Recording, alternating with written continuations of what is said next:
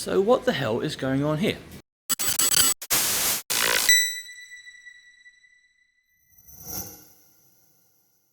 Why is this Tesla Model 3 covered in spots and stripes of blue tape?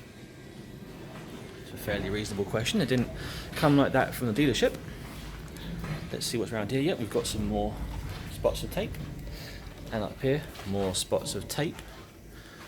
Keep walking around, we've got tape up here, we've got tape down here. We've got tape on top.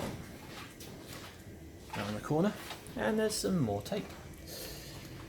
I think you're starting to see a pattern. Well, how about this for a pattern? So what we're seeing here are sanding marks. Factory sanding marks. This is part of the construction and finishing process of the car that's been left over, and well, we're going to sort this sort of thing out. So that's one bit of tape and one horrendous sanding mark. Let's look over here, shall we? Bit of tape, and the light reveals. There we go. Another little sanding patch. What's over there? Bit of tape, and we've got another sanding patch with a little speck just to the left of centre, which I'll explain what it's about in a second.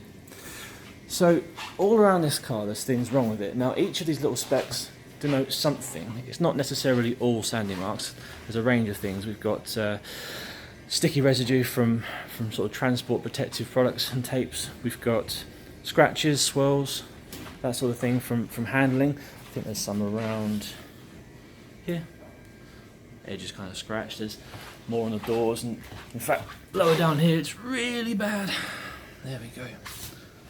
Anyone who's ever tried to photograph a red car before knows it's actually quite difficult to get these defects to show up, and the human eye can see a lot more than the camera can. But oh, what's that? There's some more sanding marks on the car. Yeah, so generally speaking, all these blue bits of tape, I'm kind of underselling it. There's more wrong than the tape tells you. Everywhere's got something not quite right. It's generally kind of swirly, but it'd be really boring to try and point out every swirl mark on every part of the car. There's other things wrong as well. So looking down to this gap, I'm not sure if it will show up on the camera, but you see how it sort of turns pink towards the grille back there.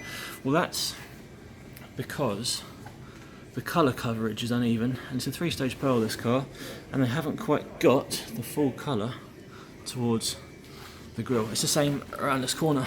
See how it goes almost to white in that corner? Funnily enough, further around the back, I think it's on this side of the bumper. You can definitely see this corner has a much more sort of pale appearance. I really hope this shows on camera than around here. And that's just because they haven't got the pearl correct. They've not got full coverage. Well, what a machine. So these cars have been out for a while in the States. Oh, wait, let's look up here, shall we? What's up here? Now, hopefully we're going to see this, but it might not. It might be tricky to get it. We've got, on that edge, can you see those sort of lumps in the paint? Hopefully they're showing up on the camera. The paint is lumpy. It's got quite a lot of dirt in the lacquer, which is a fairly common thing on many new cars. And in fact, all these little sanding patches I showed you, little circular ones with a little hole in the middle, like we saw here, this is the result of the QC process at the manufacturer. They found some dirt in the lacquer, they've what's called denibbed it and sanded the area to sort of try and level it out. And what's not happened after that is it hasn't been polished properly. So we've got the leftover sanding marks instead. And you can get a car covered in dirt in the lacquer, or dirt that's been removed and a sanding mark instead, or a sanding mark that's been polished particularly badly and left holograms instead. So all of it comes down to contamination in the paintwork process. But of course, as I said, some of the scratches and things on this are down to handling and transportation. And this is a brand new car. It's actually the first one we've had here. These things have just landed in the UK. And it's a fairly good example of the sort of things we see on any new car, to be fair. This isn't a dig at Tesla by any means. Got some more over here. I mean, I could show you every single one of these, but it would be a 25-minute video and pretty boring. It's not a dig at Tesla. Lots and lots of new cars, basically all of them, have something wrong. to 1 and 2 degrees, but this made a nice example since it is the first one we've had of this particular model, and I thought I'd show it to you this morning. If you happen to have a Tesla Model 3 or any other new car for that matter and would like me to inspect it, just give me a call. My name is Jay, on the usual number at KDS Caltech, and we will look after you, see what's up and see what we can do to fix it for you, because by golly, all these sanding marks and scratches are going to be gone in just a few days' time.